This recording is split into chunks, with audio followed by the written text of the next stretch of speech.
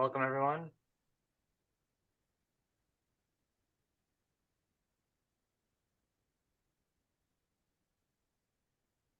So for those of you who are just joining right now, we're going to give a couple minutes just so that people can filter in. Looks like we got a bunch of people entering so far, but we're just going to let that happen for a couple more minutes.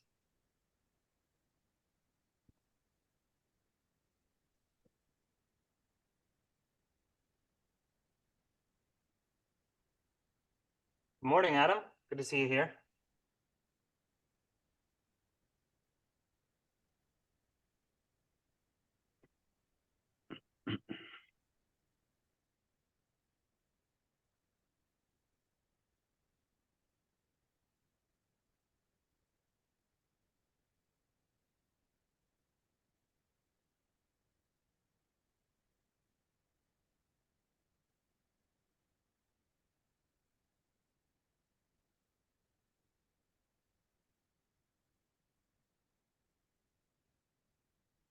Oh, we got people from New York, Wyoming.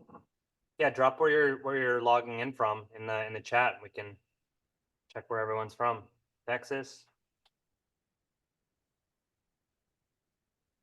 Arizona, Switzerland, Seattle, New Bedford.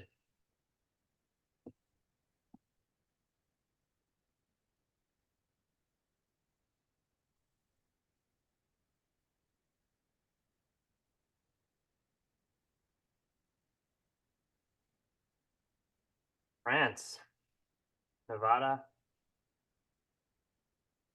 31 degrees in Portland, Oregon. We're 31 degrees here in Costa Rica. It's just centigrade.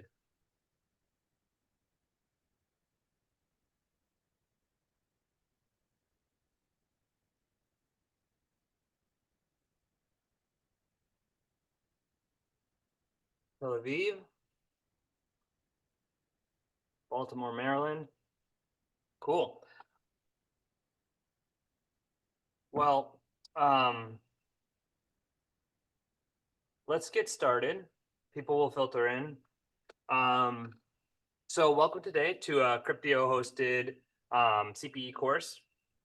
My name is Taylor Zork. I'm one of the co-founders over here at CryptoCFOs. So this is running under our NASBA sponsorship. And today's discussion is going to be about the new FASB rules.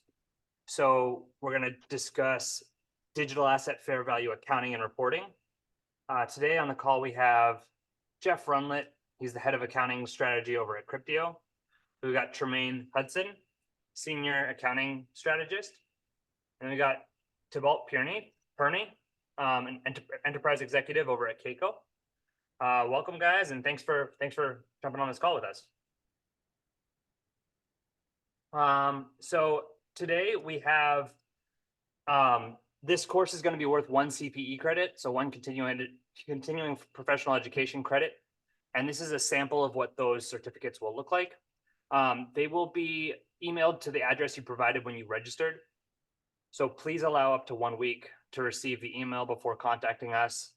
We use Accredible to issue CE certificates. So if you've taken other webinars with us and earned CPE credits, you can access all of those directly at the web address on the screen. So accounts.accredible.com.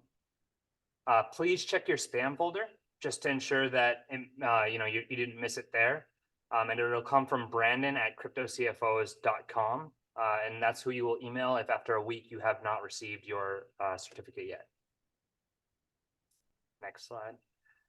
So this is just some of the information we have to show to you regarding our sponsorship. So CryptoCFOs is registered with the National Association of State Boards of Accountancy, NASBA, and as a sponsor of continuing professional education on the National Registry of CPE sponsors. Our number is 149755. You can reference us via that. And state boards of accountancy have final authority on the acceptance of individual CPE courses for credit. And any complaints you have regarding registered sponsors may be submitted to the National Registry of CPE sponsors through the website nasbaregistry.org. So this course is worth 1 NASBA CPE credit. As we explained before, there will be 4 polling questions. We are following the guidelines required for 4 polling questions per hour. You must be logged in for at least 50 minutes and answer at least 3 out of the 4 polling questions to earn the full credit. So I briefly introduced the instructors earlier, but we have Jeff Rundlet. He's the head of accounting strategy over at Cryptio, as well as Tremaine Hudson. He's a senior accounting strategist over at Cryptio as well. And then I hope I'm not butchering Thibaut's name.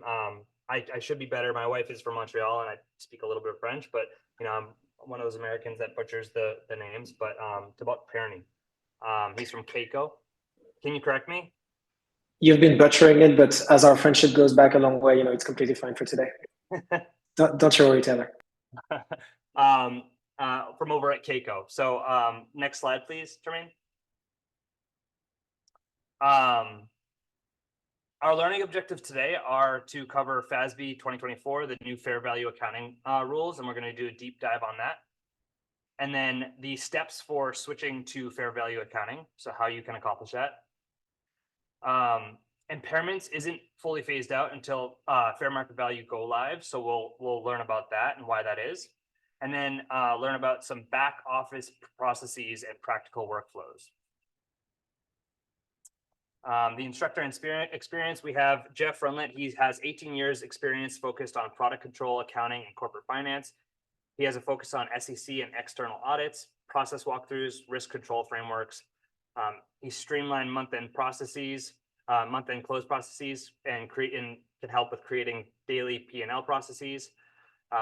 He's built a third-party crypto subledger, implemented multiple ERP software solutions, and he has performed analysis of balance sheet and income statements for financial reporting. Previous companies include Nomura, Bank of America, and BlockFi. Tremaine Hudson has 12 years of experience in accounting, product compliance, and management consulting. He has a focus in forensic audits, regulatory policy, risk control frameworks. He created month-end close and P&L reconciliation processes, has built a third-party crypto subledger, designed crypto-focused internal controls, and has some of his skills include analysis of balance sheet and income statement for financial reporting. He's also worked with JP Morgan, Coinbase, and Kroll. And finally, Thibaut's experience is over 15 years in the financial ecosystem. He has had exposure to strategy, business, and product development roles across both Europe and the US at Societe Generale, Chance, and Kaiko. Thibaut overlooks the adoption of sound market data infrastructures, including sturdy pricing services for valuation use cases. So today, the agenda will be fair value accounting, the current process versus how it's going to change, a focus on pricing, making the switch to fair value accounting and disclosure requirements that you'll have to perform, an operational demo, other 2024 requirements, and then a Q&A section. Finally, we'll have helpful resources and an offer to join the Cryptio community. So I'll kick it off. Thanks, Taylor. Jeff. Yeah. Thank you. So I think we saw 2023 as this being one of the biggest hype moments for us accountants and the excitement of moving over to fair value. I think we saw the FASB move faster than they maybe ever have too. I think what it identified is that there was a problem for accounting in digital assets. It was a new concept, fairly new. The data was unique. Technology was limited. They labeled digital assets as an intangible asset. So, we started reporting this at cost and doing impairments. We saw that impairments for digital assets was not the same as regular intangible assets. It was very difficult, but we treated it the same. The requirements coming from the SEC for impairments could be different from external auditors. So there were a lot of problems that were identified in 2023. How do we do this from a pricing perspective? How do we do it from the granularity of what is needed at what detail? So as everyone knows, the FASB came out with this groundbreaking fair value announcement at the end of 2023. That was ASU 2023-08. You could Google that. You could pull up the full document and read through it. I'd recommend it. And now here we are, 2024, where they've announced you could early adopt. So it's now time to start talking and thinking about fair value, the transition, the disclosures, and what's needed when you decide to early adopt. And remember, the faster you early adopt, the less impairments you need to do. Technically, the simpler your accounting becomes. So let's talk about the fair value treatments. Impairments are no longer needed once you get the fair value. Companies that were crypto curious were likely on the sidelines. They didn't want to hold digital assets, impair their assets, show the gains and losses from these impaired values. So hopefully this helps with the mainstream adoption. Reporting at fair value also provides transparency in the company's true economics. So in reporting at fair value, you're helping your investors, your senior level employees at the company, and your board members understand what's going on with the company. Companies could take more calculated decisions. In most cases, I'd say companies were double counting. They were reporting at cost, but they were also reporting at fair value because companies saw the need to report at fair value. So now we get the opportunity to transition to topic 820, reporting at fair value measurement. The assets in scope. This is a big one because not all assets are in scope. The FASB wanted a very narrow scope so they could push this through faster. In broadening the scope, it would have just slowed things down. They likely wouldn't have got it in by 2024, which appears was their goal. So we'll go over scope in a following slide. Financial presentation. Financial presentation. What this is really targeting is making sure that you separate the line items on both the balance sheet and income statement. Previously, you could just commingle all your intangible assets into one line. You need to present the aggregate amount of assets separately from other intangible assets. You need to present gains and losses on crypto assets and the net income, and present those gains and losses separately from other intangible assets, such as amortization or impairments. And then you also need to classify crypto assets received as non-cash considerations during the ordinary course of business that are converted nearly immediately to fair value. So they've also provided no guidance or decided not to comment on a couple things which everyone should note. One thing is expenses. Expenses are something that at first was commented on, but now you have the ability to expense as incurred or capitalize these expenses. There's no formal guidance on how to treat expenses. Maybe in the future, but as of now, you could treat them as you wish. The other thing is whether to classify crypto assets as current or non-current assets on the balance sheet. You have the ability to choose. With disclosures are going to be a big requirement coming up. I think it's a great requirement. It's going to give more transparency into what's going on in the financials. It's going to give you better ability to control and understand what the financials are doing on a monthly, quarterly, and annual basis. So I'll highlight 3 significant disclosures that everyone is going to need to do, either on an annual or quarterly basis. Significant crypto asset holdings.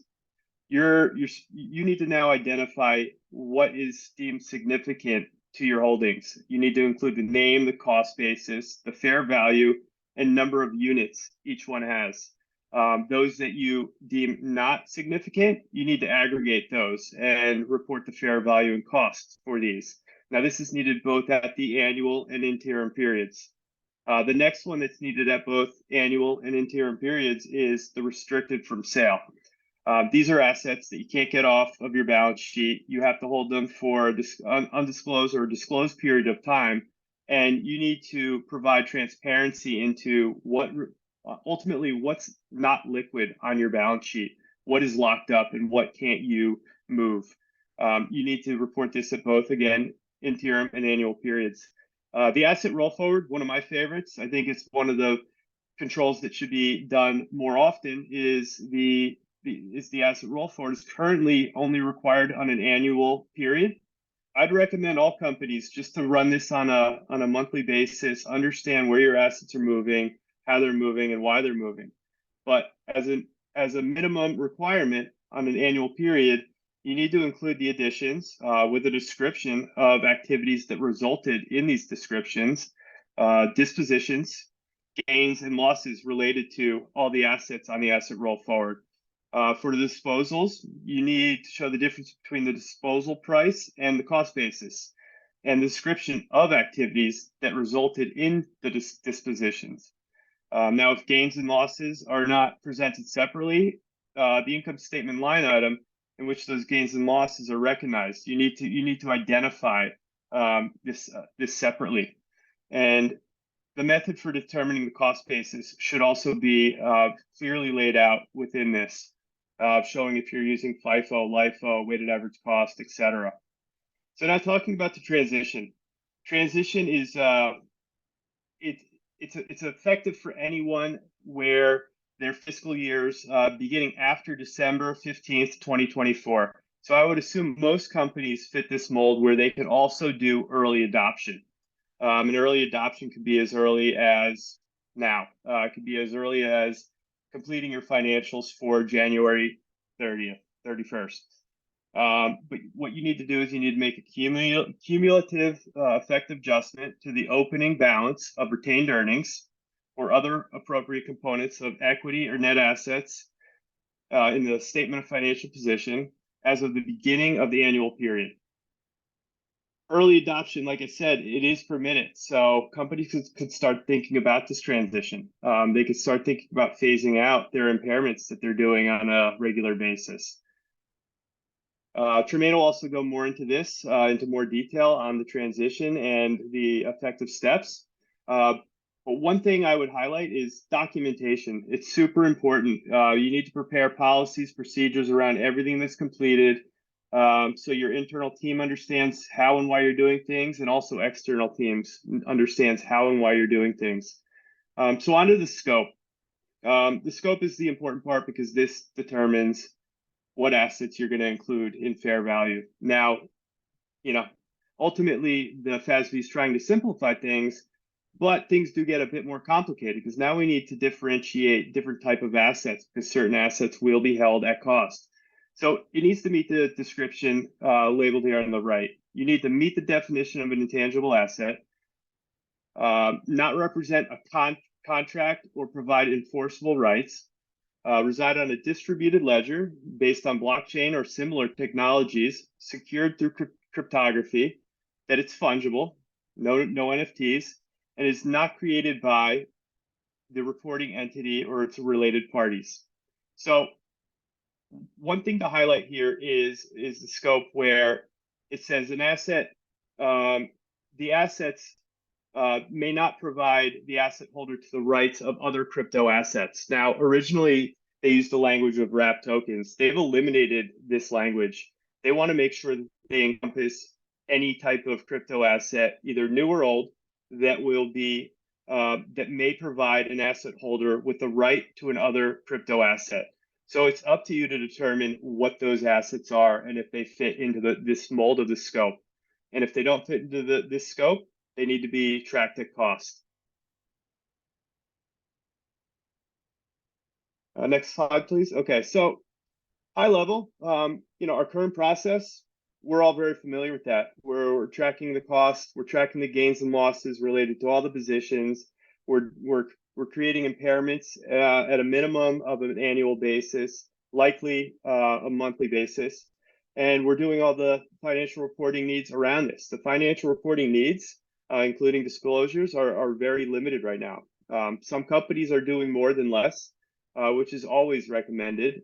Transparency is key in the financials. It builds credibility, it builds trust in what you're doing. So the upcoming process will highlight just that. We're going to now do month-end reporting where fair value adjustments are incorporated. Some companies will do it on a monthly basis, but other companies are going to do this much more frequently. The crypto markets are volatile. So we have some companies that we support right now that are doing it on a daily basis. I would recommend doing it at least on a weekly basis, so you understand, the economics of your company and where things are moving. Financial reporting and disclosures. We've mentioned those all before. I think the disclosures will add a lot more insights into what's happening in the financials, but don't just limit it to the disclosures that they're requiring. Include disclosures around pricing, include disclosures around any other information that you think would be helpful for investors or the board to understand how and why your company is moving and the decisions that you're making. So if anyone has any questions, we could address some of them now. If not, we could wait and address all of them at the end of the session.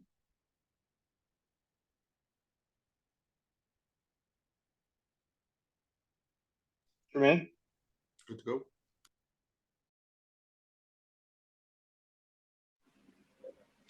So, hi everyone. Thank you very much, Jeff. I'm going to be talking about pricing services in crypto. That would seem like a very, very trivial topic when we look at traditional finance, but when it comes to crypto, it's a little bit of a nightmare. And I'm going to try and explain why. So I'm going to start with the context about what's going on in crypto assets. I'm going to talk about like what's needed and what has needed to be developed as a pricing services or as a pricing tool, and to also give you the background of like how do you deal with almost any situation in crypto when you look at crypto, fiat, or crypto transactions. So to start with, why is pricing a major topic for crypto assets? Traditional finance, pretty easy. When you need a price for your global stock transactions or positions, you look at your principal market, the NASDAQ, which is trustable, regulated, consolidates volumes, has a closing price on a daily basis, and so allows a consensual data like to be collected on the so every day. The problem in that slide, which could have been the problems, when it comes to crypto assets, obviously determining the fair market value is highly complex due to a few things: the market fragmentation, the volatility, the exchange rate discrepancies observable across platforms, and the 24/7 markets.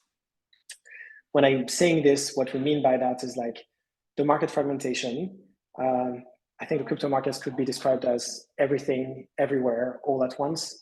To give you a perspective on like the Kaiko database, we cover more than 100 exchanges, centralized and decentralized. And that alone represents 2,000 assets and more than 6,000 pair, as everybody is aware, crypto trading pair. Volatility as a challenge, quite self-explanatory. Prices are all over, and you never know what you're gonna get on every trading session. The exchange rate discrepancies, we're here talking about like the big anomalies in prices and volumes, and the 24/7 markets. You don't have a closing price. That never helps. So what is a good price, especially when you look at regulations? From a regulation perspective, it must be auditable, it must be robust to outliers, it must be replicable, it must be transparent, reliable. That comes with a whole bunch of challenges, which I'll come back to. So the goal here is to compute a consensus price for crypto assets that meet the definition of fair value, but the guidelines are one thing and the reality is like slightly different. So what you need to come up with is what we're gonna look at in the second slide. Pricing services. If you use a combination of these two things, the robust pair price and the cross price, you're able to produce a US GAAP compliant valuation, whatever the transaction you're trying to report. So you have mainly two situations that you're looking at. You have pairs where you can get a direct price from, and you have pairs where you can't get a direct price from. Pairs that you can get a direct price from, it's pretty straightforward. They're a traded pair, and you can find them on an exchange, whatever the principal market you're looking at. So here, sorry, just to step back for a little bit, why are we even like talking about like those pricing services? Because we've had aggregation methodologies in the traditional markets, volume weighted average price or volume weighted median, and these aren't enough in the crypto markets because you need to tick like a few boxes. One, you need to make sure you have a diversity of trustable sources because of the market fragmentations. Two, you need to be able to rely on a traditional and robust aggregation method, which we're going to come back to in a second. And three, you need to make sure that your price is representative of the market. Again, when everything is concentrated in one principal market, that's easy to say, but when your market is all over, like through hundreds of exchanges, you need to make sure that the liquidity and the volumes you're seeing in your price are representative of the market. So the two beauties we're using here, I was saying the direct price, we use the robust pair price, which we've developed. It returns an aggregated price for a traded pair across all or a sublist of exchanges using a proprietary aggregation method that Kaiko has developed. We call this the robust weighted median, and it basically reduces the impact of outliers in prices and volumes, which are like the fat tails that you can see in crypto. When you don't have those direct prices, i.e. you're looking at trying to value illiquid pairs or like a pair that's not directly traded, for example, I don't know, like a compound in USD, which doesn't trade on your principal market, which can be Kraken where you've done your transaction, then you have to be a bit ingenious and you have to use a cross price, i.e. a triangulated price. This cross price, it returns a price using a few other prices elements, and it leverages a volume weighted liquidity path method. So basically you're looking at, if I can't get like a direct price, I'm going to find the best liquidity path to this indirect price, and I'm going to vet those like different prices that I'm using. So you can convert any crypto assets into fiat. Tremaine, if you can move on to the next slide, I'm going to try and make this a little bit more visible, because obviously talking about prices is one thing, but seeing what we're talking about is another. The robust pair price, the first pricing methodology I was describing, the first pricing tool, it's cleaner compared with VWM, volume weighted medians, and volume weighted average prices, which were the traditionally used aggregated methodologies. So what you're looking at on this graph, so that everybody has an idea, the gray lines are the trades across exchanges. We're looking at the Bitcoin USD pair on 11th of March 2023. So as you can see, the trades, they can vary greatly depending on the spot exchange, with many outliers. If you look around like 8 to 9 a.m., you were looking at a Bitcoin USD that was between 20 and 22K depending on the exchange. And as market collapsed and stablecoins depegged, huge price swings were observed. The RPP, the robust pair pricing from Kaiko, was best able to manage the fragmentation, showing the least volatility compared with the VWAP, the orange line, and the VWM, the red line. So essentially what we're looking at, you have all of these trades, and you have three aggregation methodology. The VWAP is, so the volume weighted average price is heavily influenced by like the big trades and like spikes up. And the VWM tends to also like dive. What you're trying to get as the best type of price aggregator that captures what's going on in the market while remaining stable is the blue line that you're seeing in the middle. And so it's a superior pricing indicator that we're trying to implement in the crypto market. Tremaine, if you can move to the next one. Just going to say a quick word as well on like, so can people understand like when we're talking about cross price, what we're actually looking at. Staked ETH into GBP, so to the left, from the left to the right, does not exist on a given exchange. So you need to be able to convert your staked ETH into a GBP price. What we've developed here is a methodology that allows you to basically find the best liquidity path, like I was saying. The best liquidity path here being represented by like the smallest number. So like a one number staked ETH into wrapped ETH, or USDT tether into USD1, or USD into GBP, basically showcases like the best liquidity that you can find in between like those different steps. So we go from staked ETH to wrapped ETH to tether to USD to GBP to be able to give you like the best price when you're not able to find the staked ETH into GBP. Ready to move to the next slide. Thank you very much, Tremaine. Not going to go through all of them, but just to restate what were the guidelines from what a US GAAP compliant price is. There is no such thing as US GAAP compliant pricing services. The pricing services only allow you to end up with a US GAAP compliant price. And those guidelines, which seems pretty straightforward, apply a market-based orderly transaction approach, rely on quoted and observable prices, identify your principal market, except that there is no prescribed exit price and address outliers, we've basically been able to address all of these 5 points with the 2 tools I was showcasing before, the robust pair price and the cross price. I'm going to finish with this. Tremaine, if you can show the most beautiful slide people will see today. I'm sorry, it got crowded a little bit. I will apologize. But yes, it's not for the faint of heart. This is a real life example. This is what you're facing. On your left, the scenarios from heaven to hell, like from the easiest, most straightforward thing to the most complicated one, with the context and the methodology that you were supposed to apply in each of these. Not going to get into the details of them, but just to give you a sense, the first scenario we're looking at is your US customer, so trying to consolidate a valuation in US dollar, and you're just selling 1 Bitcoin for $40,000 on Coinbase. You're looking at a crypto to fiat transaction. There is no conversion from crypto to crypto into fiat to do.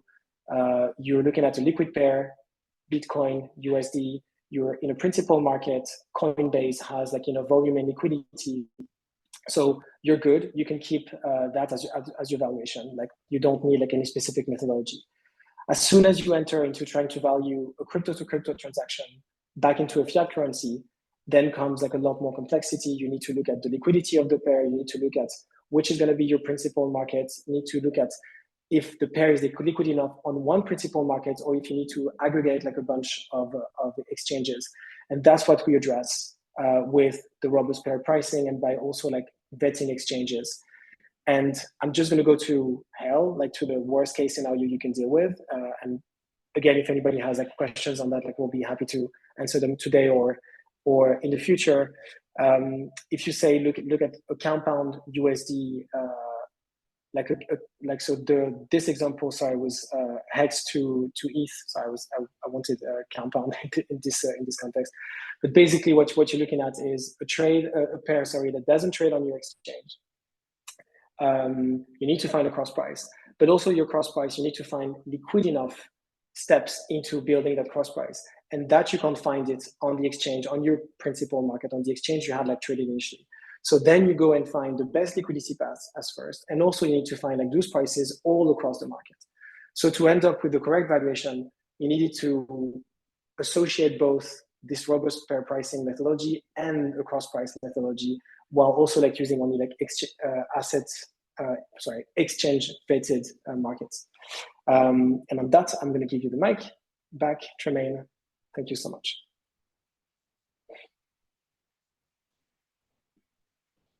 Thank you, Thibaut.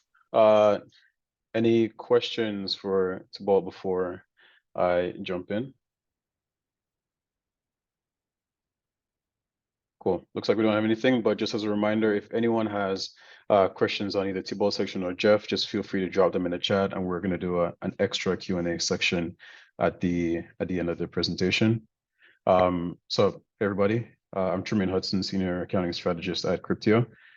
From my part of today's presentation, I'm going to focus on a little bit of what Jeff touched on earlier, and also a bit of Thibaut's piece on pricing, but just from an operational workflow in terms of how companies can actually implement some of the new changes. So I think a good way to sort of lay this out is, at Cryptio, we've built our fair market value module to basically accomplish everything that you can see here on the screen. These include a way for companies to automatically perform these fair value adjustments from period to period without you having to necessarily go into the product and do this yourself. And a lot of this is sort of based on the current real world workflow that we see companies have to go through, where if you don't have a subledger, for example, you would have to set up in Excel a full lot tracking history yourself. You have to track initially all the cost positions as which you acquired the lots. You have to track all of the remaining volume of each lots. You have to track all the new prices from period to period. And then you have to do this sort of manual calculation between these new prices to get to this end state of doing the adjustment every month or every week or whatever the cadence is. As you can imagine, this is really cumbersome, doesn't scale well, and especially for entities like banks that have to do these adjustments on a daily basis, not a monthly basis, it's near impossible. So one of the things we focused on was being able to automate that entire process where you can select sort of the cadence that works for you, whether it's daily, weekly, monthly, quarterly, annually. And the product itself will do this reevaluation on every lot that is remaining at the end of each of these periods. That way it sort of takes that off of your shoulders. That also speaks into the unit lot tracking. So again, we provide a report for all adjustments that shows you, and all of these, I'm going to give a short demo / visual so you can see details of it. But again, it includes at the unit level, all of the lots that are adjusted, what the previous prices were, the volume, the new prices, and then ultimately, what is the unrealized gain or loss associated with it. A way to map all of these is super, super crucial, because from a FASB perspective, as Jeff mentioned earlier, the key that they focused on was really on the portfolio reporting. So things like disclosing your material assets, your significant holdings, things like using an asset roll forward as part of your reporting process, but none of that sort of speaks to necessarily the journal entry part of it, which is what most companies care about at the end of the year when you have to do your financials. So in Cryptio, we've sort of alongside the revaluation process is to give companies an easy way to map all of that activity. So not only are you getting this flown into your asset roll forward, but also into your financials through your chart of accounts. Transparent reporting, self-explanatory. Again, all of this I'm going to jump into in a bit. And then flexible asset pricing. So this is where Thibaut's presentation was really, really key, because a lot of what he described to you in terms of the challenges and the pricing and things like that is really, from a company perspective, making sure that you meet whatever regulatory or compliance requirements you have in your jurisdiction around pricing. Do you allow VWAP for your material assets? Do you need something more granular? Do you need end of day pricing? Do you need a 5-minute pricing? All of these things, it varies, you can imagine, depending on where you are located in the world and things like this. And that's why Thibaut's presentation was very key for this piece, because it really speaks to if you don't have a pricing provider that sort of meets whatever your jurisdiction requires from a regulatory perspective, then you're already starting off at in a tough spot when you're going to do these fair value adjustments from period to period, because you wouldn't be using sort of the right pricing methods. Same thing, compliance. This is not just limited to pricing, but to everything I just mentioned. This is just sort of putting it all in one. It's making sure that at the end of each period, you want to have good documentation around how you started off in terms of asset prices, all of your activity in between then and the end of the period, all of the adjustments, what tools you have, and a clear audit trail report sort of breaks all of this down. I'm gonna jump now into the actual demo. Jeff, Thibaut, can you see my screen okay? Awesome. Cool. So this is Cryptio. And what I want to sort of walk everyone through right now is really our fair market value process and how we allow companies to basically walk through everything that I just mentioned. In terms of the adjustment piece of it, here we give people two options. One is you can come in and you can say, hey, I want to create a manual adjustment on X date. And if you do, for example, what this will do is we will go in and every single lot that you hold as of that day, you'll have the ability, it'll revalue all of it based on what is the price on the day that we identified versus what was its prior prices. And then all of that will get booked into an unrealized gain or loss alongside a mark-to-market asset account. That's the manual process. The other way we allow people to do it is that you can also schedule. Here you can also schedule a fair market value adjustment. And in your schedule for your fair market value adjustment, basically, instead of you having to go through one by one, so here you can see this, I'm using a demo account, so we'll only have one adjustment for today, but you can see here, instead of me doing one adjustment for January 4th, instead I can say every single day I want to schedule the same exact process. And at the end of each day, it'll go in and Cryptio itself will just perform that adjustment for you and all the lots that remain. As Jeff mentioned earlier, we recommend doing this sort of in line with your reporting period. So for companies that aren't, banks and investment companies that need to do this on a daily basis, for everybody else that if you have, let's say, a month-end close process, we recommend just scheduling a fair market value adjustment alongside with that reporting period, just because it makes sense from an audit trail perspective that every time you're reporting balances to anyone, it includes this sort of updated FASB fair value adjustment rule. I want to take a step back just to talk about the pricing piece of it, because this is important for what Thibaut just mentioned. So here we use Kaiko to pull in a lot of our pricing for assets. And just to touch on what Thibaut mentioned, flexibility is super, super key here. All of our fair market value adjustments is really driven by what pricing providers you decide to use for each of these assets. And here you can see what we do is, so we actually allow two different ways for customers to do this. You can either at the workspace level create one principal market for all of your assets. And here, by default, you have a couple options. You could say, hey, I want to use Kaiko daily, which would mean I want to pull one price at the end of each day for all of my assets. Or you may need something a little more granular, like Coinbase, and then which has a 5-minute VWAP, and then this will also get applied to all of your assets inside the workspace.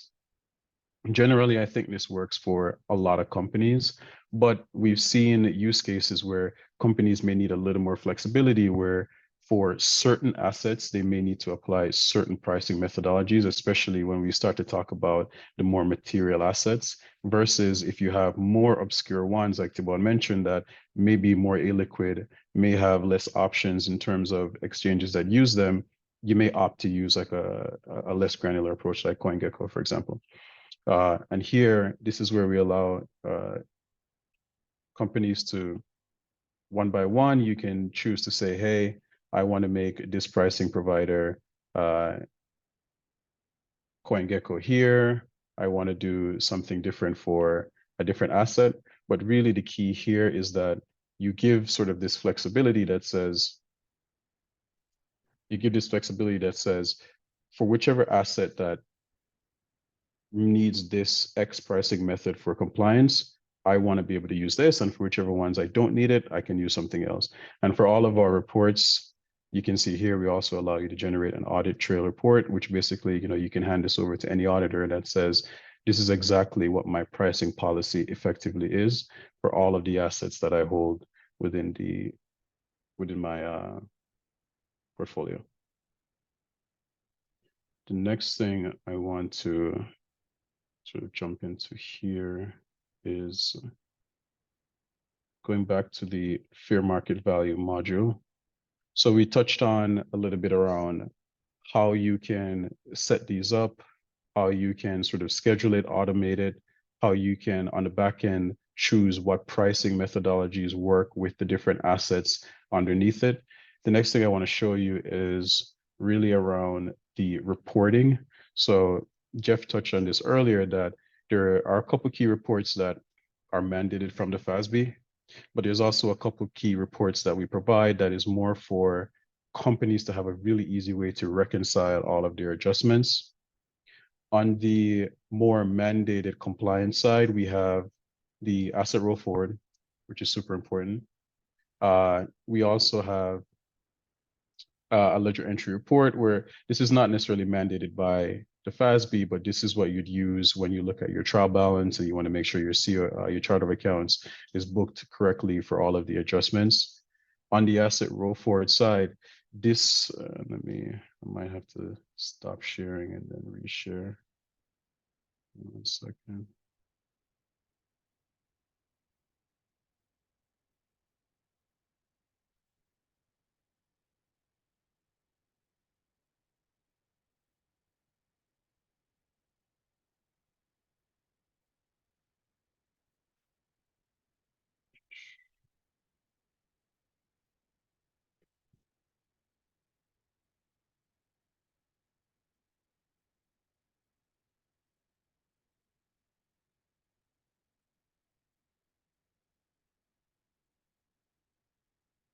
Can you see this, Jeff? Awesome.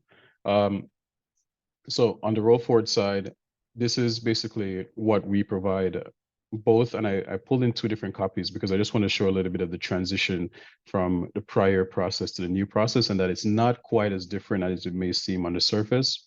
So previously, from a cost perspective or a cost basis accounting perspective, the flow would be sort of, you take a look at your beginning balance for all of the assets within your portfolio, you look at all of your deposits, all of your withdrawals.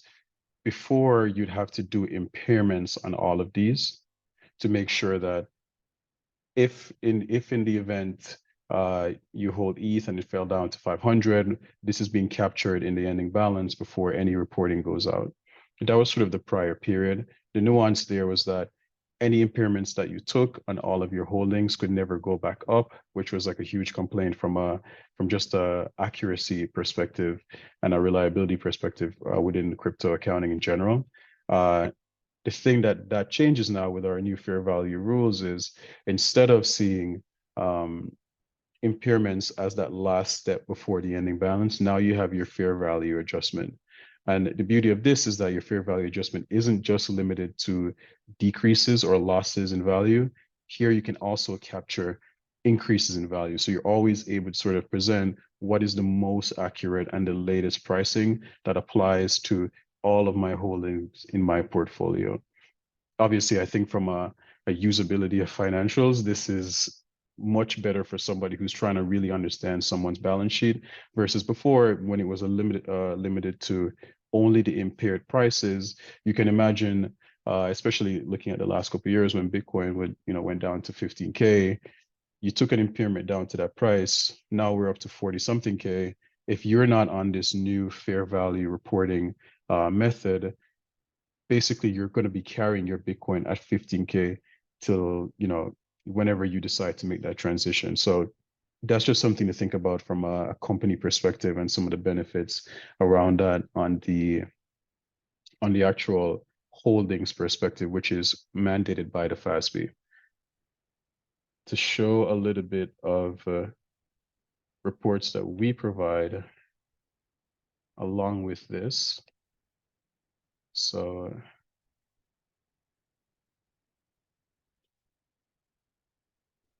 this report here is our lot detail report. And what this report is for every adjustment that you make within Cryptio, you get at the lot level, what are all the changes and how did we get to that total for that adjustment that you can see. So for example, here, some of the fields that are relevant is, what is the source that the asset is held in? What is the asset that we're actually looking at in this line? What was the remaining volume of the assets that we're sort of doing this adjustment on? What is the cost basis, the new cost basis, and then what is your total new fair market value adjustment, which leads into your ending balance. And you can see here, for example, I acquired this lot of Bitcoin in 2018 at 6K. I haven't done any revaluations up until this point. And on this day, when I'm doing the revaluation, now Bitcoin is worth 44K. So that's a good investor. And then it also includes the fair market value adjustment based on the remaining volume multiplied by that difference between the prior price and the current price that we're using for this adjustment. And that gets you to your new ending balance of 437, when previously this lot was worth 63.97. And the beauty of this is it's a really easy way for you to reconcile, hey, at the end of the month when I'm generating my asset roll forward, and I can see that for the month I had a total of 100, let's say 100,000 in fair market value adjustments. You can use this lot level detail report as a quick snapshot of, here are all the details that supports this. So sort of going back to Jeff's point earlier around documentation. The roll forward is what you can use sort of meet that FASB required compliance, but this is what you can use as the support for all of those numbers in the event that you may have your auditor come in, you may have somebody internally reviewing some of these documents. It's just a really easy way for customers and companies to get to that point without having to do, all the Excel wizardry that we usually do as accountants.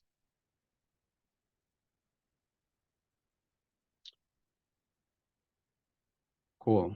So that is really what I wanted to touch on from a Cryptio perspective, and just to sort of tie in the loop between everything that Jeff mentioned, everything that Thibaut mentioned. Again, just to recap.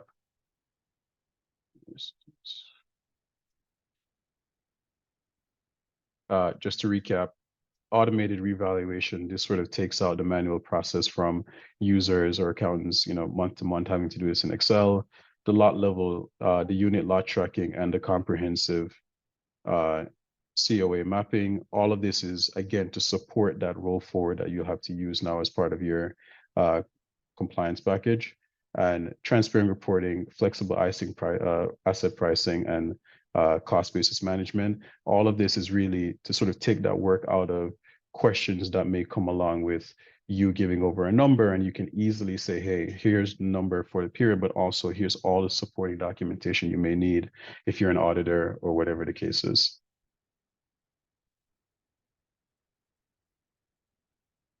So I can actually see that we have a couple questions that I'll jump into here. Cool. And Jeff, Thibaut, by the way, if any of these you want to take yourself, let me know. I'm just gonna run through a couple of them. So Casper asked earlier, if an operating entity mints tokens but then transfers them to a foundation, would the foundation have to recognize under fair value, given that they are technically not the issuer of the tokens?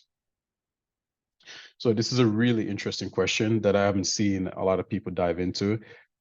What I can say is, at the consolidated level, when you sort of do your consolidated financials, these would have to be done at fair value, because again, if you're saying the operating entity and the foundation are both related entities that flow into sort of one umbrella, then at the consolidated financials, this would need to be at fair value. I'm actually not quite sure if the foundation itself, if they were doing independent financials, if they would report this at fair value, or not fair value, at cost, or if they would report this as sort of a new acquisition of lots that isn't minted. Brandon, I think I saw that you tagged it. I don't know if that was, or not Brandon Taylor, I think that was an accident. And Tremaine, I'd say if it's a completely standalone business entity, then they would just report that at the cost they receive it at, or the fair value. If there is a relationship between the two, and I know there usually is not, just to avoid some of the complexities between how both operate, then they would keep it at cost because it's the same company. But I think you need to just differentiate, how separated are these different business entities and companies. Cool. Thanks, Jeff. So Tremaine, let's go through just two more quick slides, a few minutes, and then we'll reach the rest of these questions at the very end. I just want to make sure we could get through everything, and then we're happy to take these questions if we don't have enough time and answer them individually, or figure out a way to get this to the group as a whole. So we've talked a lot about what the FASB has in store for us. There are a lot of questions. There's a lot of good preparation that needs to go into making sure that transition goes properly. Other things that have come up recently, especially just as of yesterday, is this Form 8300, and that's reporting payments over $10,000. Now, the IRS did come out yesterday and say nothing is required. It wasn't formal. That was kind of the understanding, but we're waiting to hear more guidance from them, because you can't just apply cash to crypto. And it's fairly clear that there was so much confusion in what actually needs to be reported. So we're waiting to hear back from them. And I would imagine it's not going to be immediate, that they're going to give some time for this adoption to make sure people are ready. But stay tuned. Tokenization of real world assets is a different type of asset, but that's happening. It's happening a lot of the financial institutions. So keep an eye out for those. There'll be a very unique one, kind of like NFTs, but the idea is, it's something to look out for as they become more and more popular or mainstream. And the other was MiCA. I know we're talking more about GAAP today, but in Europe, MiCA is a huge requirement. So figuring out and understanding all these different requirements, which both Tremaine and I will share a lot about. Cryptio is also focusing on these MiCA requirements. The ideas that we help automate as much as possible to take the manual painstaking processes out of all the accounting groups. Next slide, please. So we have a report, which you could also look at. It covers a lot of the stuff that we looked at here. You could go to Cryptio's blog, you could download it, you could read other things within that blog. You could also, there's a lot of other great content on the page. Next page, please. And then also join the Cryptio community. Accounting partners have over 30 members and growing. Weekly content and updates. If you follow Cryptio, with, again, a lot of good content, a lot of very relevant content with current market requirements and regulatory requirements.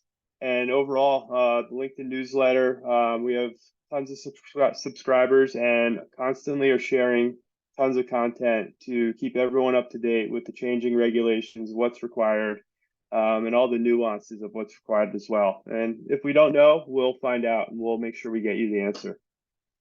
We only have a few minutes for Q&A.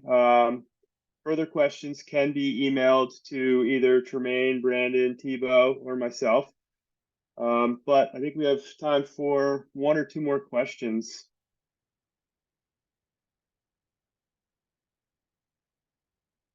So another one from AJ was, if you're holding tokens as part of a contract with performance milestones that haven't been completed as unearned revenues on the balance sheet, are there any complexities with the new rules to consider?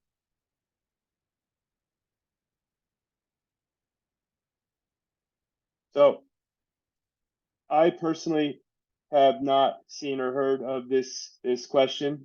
Tremaine, I'm not sure if you have any insights here. I would say that it comes down to what's in scope.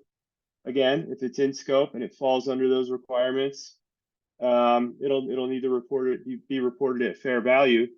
Tremaine, do you have any feedback? You're on mute, Tremaine. Sorry. I was saying I lost the questions on my side. Trying to see if I can pull this back up. Do you mind reading it again, Jeff? Sorry about that. Yeah, if you're a holder of tokens as part of a contract with performance milestones that haven't been completed as unearned revenues on the balance sheet, are there any complexities with the new rules to consider? Well, I think, like you said, I haven't seen this one specific, but one thing we've seen come up a lot is around the idea of control. And if you're, let's say, holding a token necessarily in a wallet that may or may not be wholly or solely controlled by you, in the event that once you sort of fully perform whatever obligations it is to sort of acquire, fully earn the assets, that until you perform these and until the assets are moved to something that you wholly and solely control, it doesn't necessarily fall under that bucket.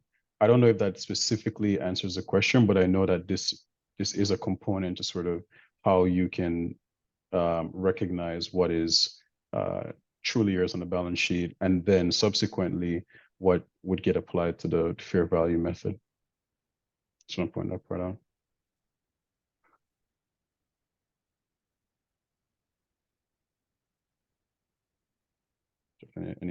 Any other ones before we? So next one in line says, Tremaine, can you generate an audit trail just to see the information that's provided?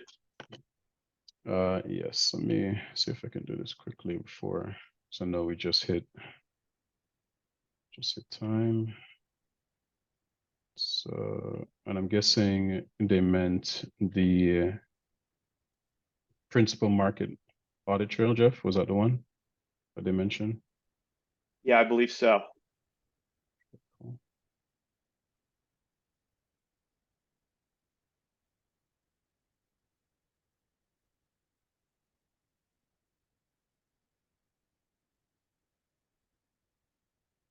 Cool. I guess the simple answer is yes, we do provide this audit trail. So there's full transparency into the pricing used and when it changed, to be transparent to you and auditors. Yeah, the key here is really something that you can hand over to any sort of internal or external auditors that may be asking, hey, you know, can I see details of exactly which pricing providers that are used for different assets? And subsequently, because we already know the different pricing methodologies, it provides some transparency also into how those assets are being priced.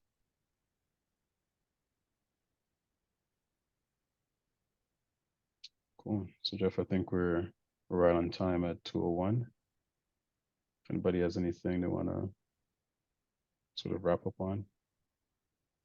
We do have more questions in here. What we will do is take this away. There's a lot more questions. We're going to get to all of them, and we'll get back to each and every one of you that have raised a question. If possible, we'll try to put a Q&A out there so everyone could see all the answered questions, because it'll be resourceful for everyone to understand, you know, what people are thinking and what the answers are. So thank you everyone for joining. Like I said, we'll follow up with some answers to your questions, and appreciate everyone joining. Thanks, everybody.